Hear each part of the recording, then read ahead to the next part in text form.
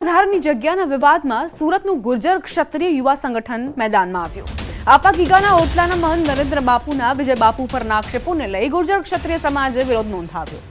વિરોધ સાથે જિલ્લા કલેક્ટરને આવેદનપત્ર પાઠવ્યું। વિરોધકર્તાઓએ નરેન્દ્ર બાપુએ વિજય ભગત પર કરેલા વ્યભિચારના આક્ષેપોને ફગાવ્યા। वीडियो ऑडियो वायरल थया छे जगदीश बापू और जीवराज बापूना जे मृत्यु पर शंका करता ने एनी उपर कई व्यभिचारोना आरोप छे। ए बाबते अमे वसंत चावड़ा अने नितिन चावड़ा उपर पोलीस फरियादो करेली। आनी पाछळ जे नरेंद्र सोलंकी जे नाम छे ए नरेंद्र सोलंकीना जे नामनी पाछळ जे नाम छे ए पोते स्वीकार करे छे के आनी पाछळ तो सरकार केम फरियाद नथी लेती, केम एफआईआर नथी थती। सुखसर गामમાં નકલી આઈટી અધિકારીઓએ નાણા ધીરનારનો ધંધો કરતા વેપારીની દુકાને રેડ કરી। અલ્પેશ પ્રજાપતિ નામના વ્યક્તિની દુકાને 6 જેટલા નકલી ઇન્કમટેક્સ અધિકારીએ રેડ કરી હતી। નાણા ધીરનારના ચોપડા ચેક કરી દાગીના તેમજ ચોપડા જમા કરી કેસ કરવાની ધમકી આપી હતી। નકલી અધિકારીઓએ મામલો પતાવવા 25 લાખની માંગ કરી હતી। દાહોદ જિલ્લાના સુખસર વિસ્તારમાં નકલી ઇન્કમટેક્સ અધિકારીઓ પકડાયા છે। માસિક કઈ પ્રકારના લોકો આવ્યા હતા અને તમને શું કીધું હતું?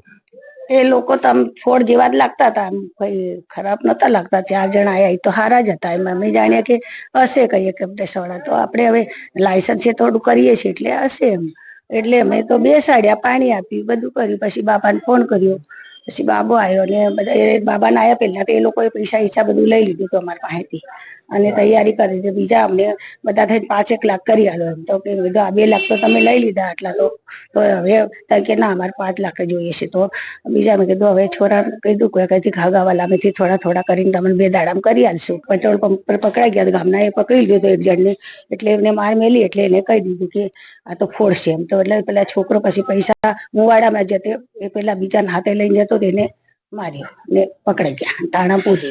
જે ગ્રામજનોના સતર્કતાના કારણે જે નકલી ઇન્કમટેક્સના અધિકારીઓ છે તે પકડી પાડવામાં આવે છે। હાલ તો પોલીસ દ્વારા 2 આરોપીઓને ઝડપી પાડવામાં આવ્યા છે અને અન્ય 6 ઇસમો વિરુદ્ધ ગુનો નોંધી વધુ તપાસ હાથ ધરવામાં આવી છે। સ્થળ પરથી ભાવેશભાઈ અને બીજા એક અબ્દુલ કરીને છે એમને લાવી અને પૂછપરછ કરતા તેઓ કોઈ પણ રીતે ઇન્કમટેક્સના અધિકારી કે એવું કોઈ હોવાની હકીકત નહીં ફલિત થતા જે અંતર્ગત આ અલ્કેશભાઈ પ્રજાપતિની ફરિયાદ લઈ અને આ જે કુલ 6 ઇસમો વિરુદ્ધ ગુનો રજીસ્ટર કરવામાં આવેલ છે।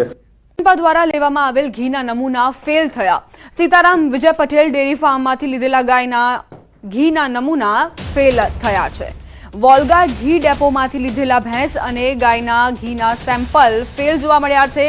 લેબોરેટરીમાં પરીક્ષણ દરમિયાન સેમ્પલ ફેલ થયા। ઘીમાં વેજીટેબલ ફેટ મળી આવતા અનસેફ તેમજ સબ સ્ટાન્ડર્ડ જાહેર કરાયું। બંને પેઢીઓ સામે અધિક કલેક્ટર દ્વારા કાર્યવાહી હાથ ધરવામાં આવશે।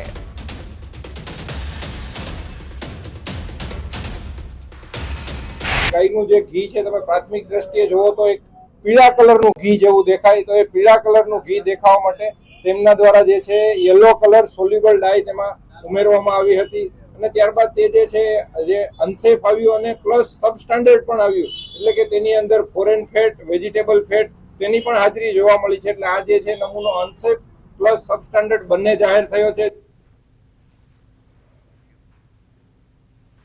તો કઈ રીતે રાજ્યભરમાં નકલી ખાદ્ય પદાર્થોનો રાફડો ફાટ્યો છે તેની 2 તસવીરો।